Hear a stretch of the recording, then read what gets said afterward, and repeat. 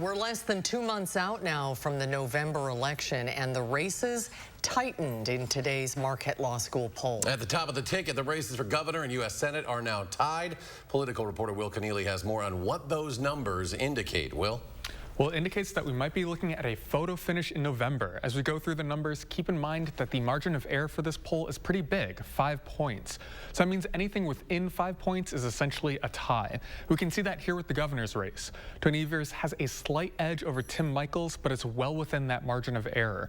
That's pretty close to what we saw at last month's Marquette poll, which was taken just after the August primary. Where we see a big change is in the U.S. Senate race. Ron Johnson has the edge now, but just by 1 point over Mandela-Barnes. Again, that's essentially a tie with the margin of error here.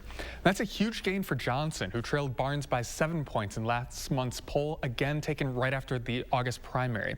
Marquette poll director Charles Franklin says it's a very different environment going from the primary to the general election for Barnes.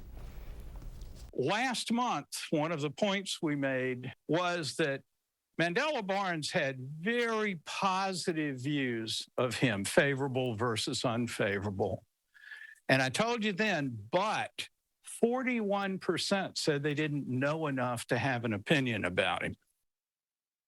So Franklin says that those voters could be ripe to pull into Johnson's camp as they make up their minds. And he also found that independent voters make up the biggest shift from Barnes to Johnson between the two polls. We have a full analysis of these numbers up online at channel3000.com.